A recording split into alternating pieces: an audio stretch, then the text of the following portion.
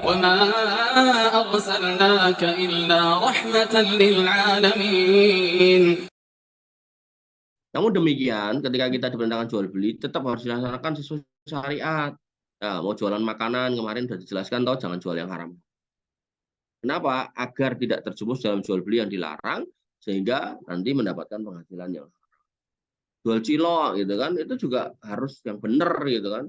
Apa tuh? Ya, jangan dicampuri plastik gitu kan, biar gurih kasih plastik, biar enak dikasih apa namanya penyedap-penyedap yang bikin orang kena kanker, ini nggak boleh. Termasuk sausnya gitu kan, saus-saus yang jelek yang kemudian bikin orang sakit kanker, ini nggak boleh. Ada orang jual minuman itu warnanya sampai biru gitu, saya bingung ini yang dijual ini minuman apa warna buat gambar gitu. Warnanya benar-benar biru, takut saya ngeliat cairannya. Nabi SAW telah melarang kita dari beberapa jenis usaha tertentu karena di dalamnya mengandung dosa dan apa yang terdapat bahaya pada manusia. Jadi selain berdosa ada bahaya dan juga mengambil secara tidak adil atau tidak benar. Berapa yang dilarang? Yang pertama, kita masuk ya poin per poin. Silakan kalau ada pertanyaan dikirimkan kolom chat. Nah, kita nanti tetap sampai jam 6. Jadi kalau nggak selesai kita lanjutkan besok insya Allah. Yang pertama, apabila jual beli menyibukkan seorang dari ibadah, yakni mengambil waktu ibadah, ini haram. Jadi dagang sampai lupa sholat gitu kan. Bahkan di sini dikatakan sholatnya berjamaah di masjid, sehingga dia kehilangan sholat berjamaah dan sebagainya. Itu dilarang. Jadi sebisnis-bisnisnya ya sholat di masjid, sholat. Artinya kalau apa namanya kita nggak sholat hanya demi membela dagangan kita, maka itu rugi.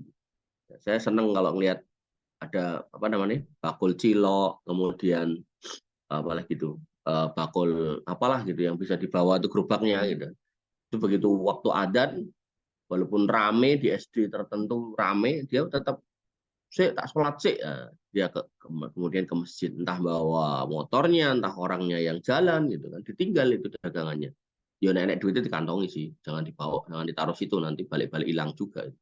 Ya, maka kita harus seperti itu gitu loh. Jadi jangan mengutamakan urusan dunia, kita tinggalkan akhirat. Padahal apa di awal tadi saya jelaskan berkali-kali, rezeki kita itu fadlum minallah, rizku minallah, dari Allah. Kalau kita kemudian mengejar sesuatu yang harusnya itu tabiatnya Allah yang kasih, tapi kalau kita nggak pedulikan kewajiban kita atau hak Allah untuk disembah, kita nggak pedulikan, ya nanti Allah kan bebaskan kita. Yus kono, kowe gresek-gresek, oh pasti ya dapetnya sedikit nggak berkah. Tapi kalau kita hidup tuh santai gitu kan, santai, ya kita ikuti bagaimana kemudian apa namanya aturan main dari Allah Subhanahu Wa Taala. Insya Allah yang namanya dunia itu nggak akan lari dari kita, bahkan mendekat malah. Dan bahkan dalam hadis-hadis itu dikatakan mendekat dalam kondisi. Sebaliknya orang-orang yang ngejar dunia itu akan mendekati dunia. Dia yang hina. Makanya kamu dapati sekarang tuh orang tuh berusaha kaya tuh dengan berbagai macam cara, nipu lah gitu kan. Kamu kalau ke jalan tuh lihat spanduk itu kan, wah beribu-ribu, beratus-ratus janji manis kan. Kalau partai ini menang, kuliah gratis, partai ini menang, BPJS gratis, partai ini menang, desa mendapatkan ini itu, wah, macam-macam gitu. Itu kan bagian dari berdagang mereka, menjual janji gitu. Maka ini yang harus kita pahami ya. Orang tuh kalau udah kedunian itu kayak gitu. Maka yang harus kita pahami ya, kita itu disuruh untuk berdagang, tapi juga tidak boleh melupakan nah, ibadah kepada Allah Subhanahu wa Ta'ala. Dalilnya apa? Terkait dengan Jumatan. Sholat Jumat di Quran surat Al-Jum'ah. Ya ayyuhalladzina amanu, wahai orang-orang yang beriman, idza nudiya lis-sholati min yaumil jum'ah fas'au ila dzikrillah. Kalau kamu dipanggil pada hari Jumat, maka buru-buru mendatangi ya Jumatan. Wa darul bai', tinggalkan jual beli, dzalikum khairul lakum in kuntum ta'lamun. Itu lebih baik ya, buat kamu kalau kamu tahu. Artinya sholat meninggalkan jual beli itu lebih baik ketika ada seruan untuk sholat. Wabil khusus sholat Jumat. Wa idza qudiyatis shalah, ketika selesai sholat, karena sholat itu nggak lama gitu loh. Selama-lamanya Jumatan kan anggaplah sejam gitu kan. Maka masih ada banyak waktu. Fantasiru fil ard wabtaghu min fadlillah. Lanjutkan aktivitasmu tadi.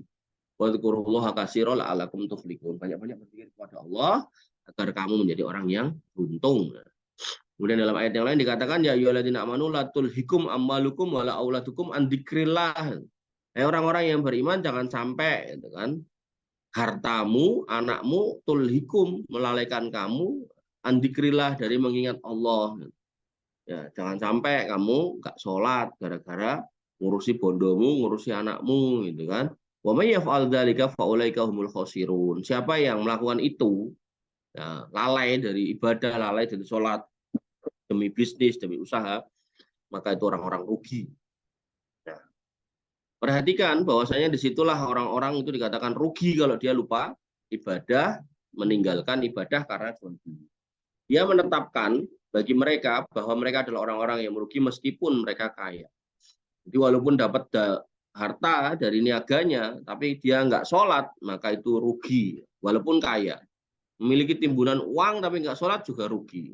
Demikian pula punya banyak anak tapi nggak sholat, dia rugi gitu kan.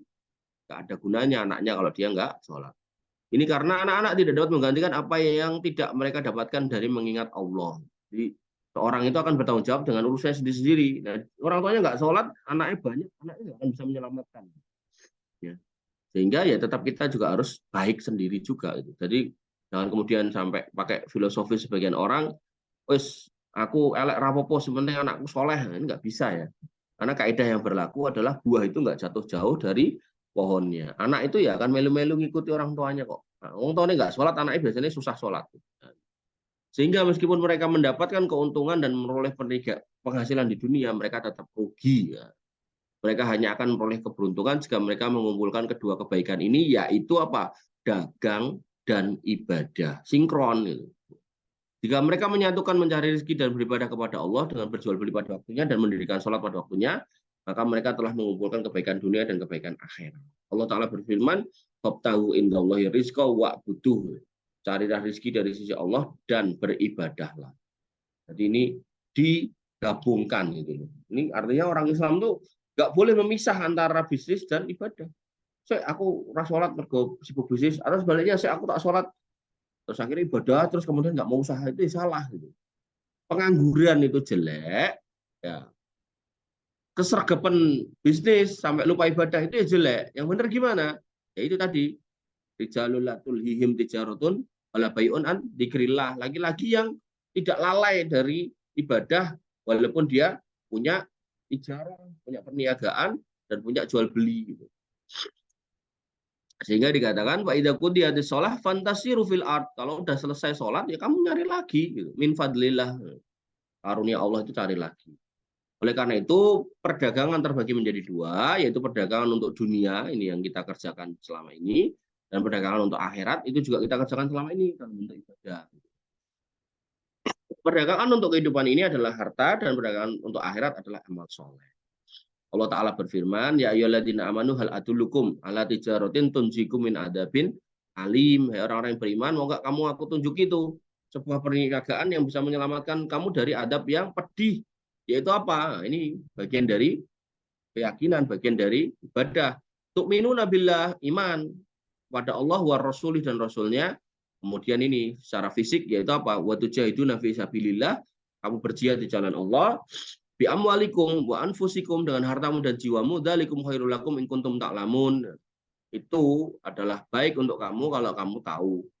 Tujuannya apa? Yaghfir lakum dunubakum, agar kamu diampuni dosa-dosamu, wa idkhilkum jannatin tajri min tahtihal anhar, agar kamu juga dimasukkan ke dalam surga yang mengalir di bawahnya sungai, wa masakin thayyibatan fi jannati adn, dan kemudian ya toh, kamu dimasukkan ke tempat tinggal, masakin tuh jamak dari maskanah, itu tempat tinggal yang baik. Di mana? Fi jannati adn, di dalam surga Aden. Dzalikal fauzul adim, itu adalah sebuah keberuntungan yang besar itu.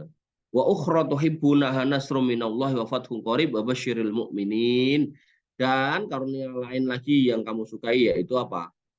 Nasrum minallah, pertolongan dari Allah, wa fathun qarib, dan kemenangan yang dekat. Wa basyiril mu'minin, dan kasih kabar gembira buat orang-orang yang beriman. Artinya apa?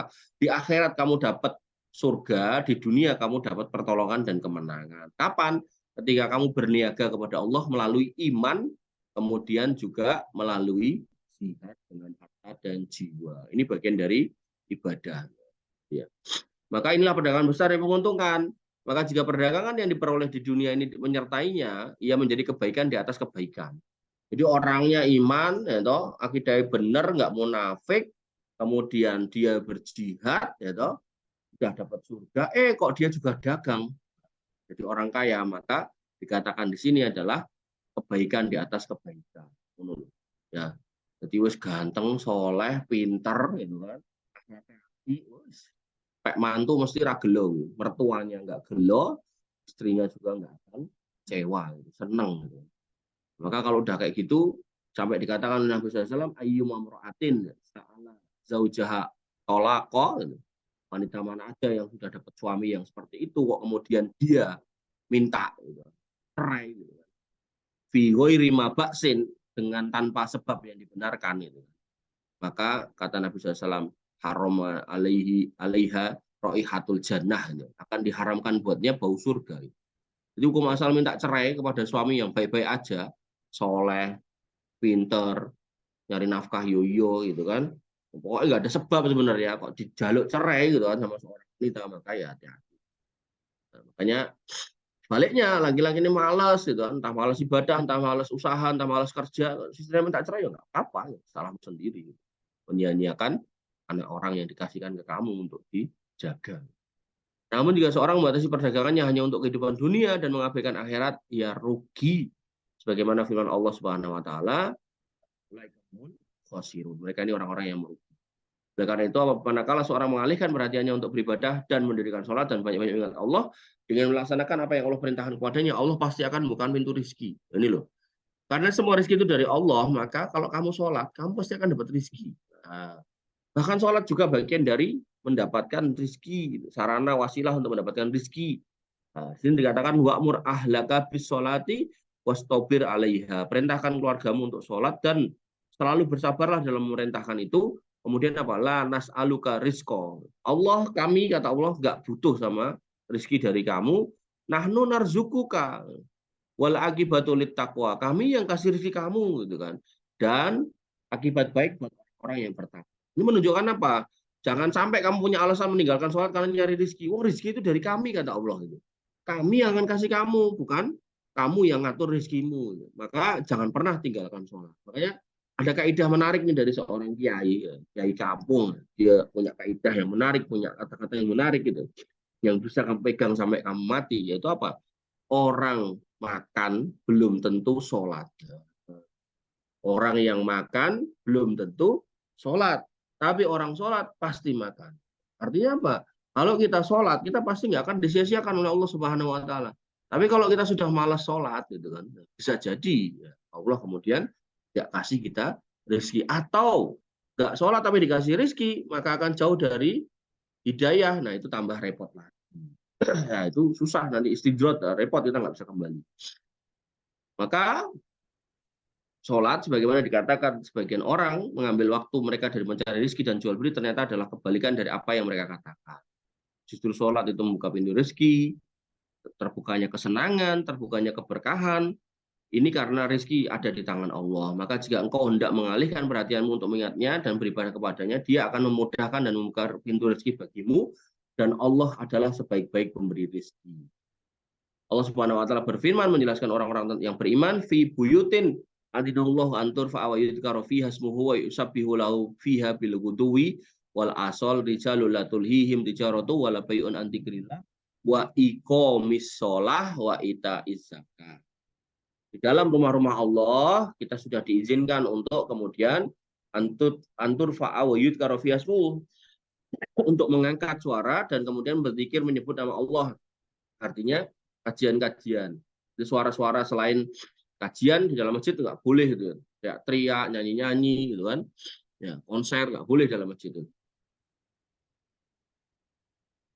Yang tujuannya adalah mensucikan nama Allah Subhanahu wa taala pada pagi dan sorenya gitu.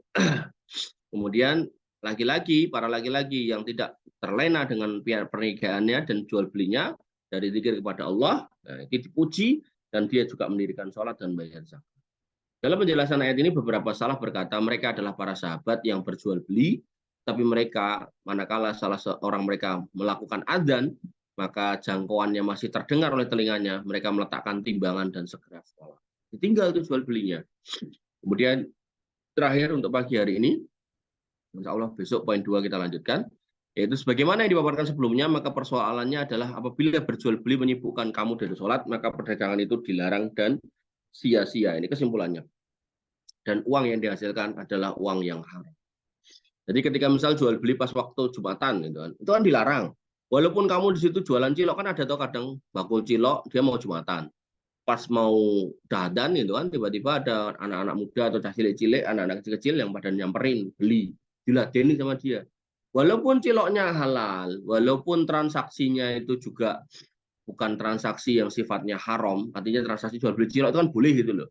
Tapi karena dilakukan di waktu yang dilarang, maka otomatis harta yang didapatkan itu menjadi haram dan nggak berkah. Jadi bukan semata-mata karena dagangannya adalah dagangan haram, bukan itu menjadi haram. Tapi karena timingnya itu loh, dilakukan di saat-saat di mana orang itu harusnya berhenti dari niaga sebentar untuk melakukan ibadah. Ya, Allah Ta'ala alam.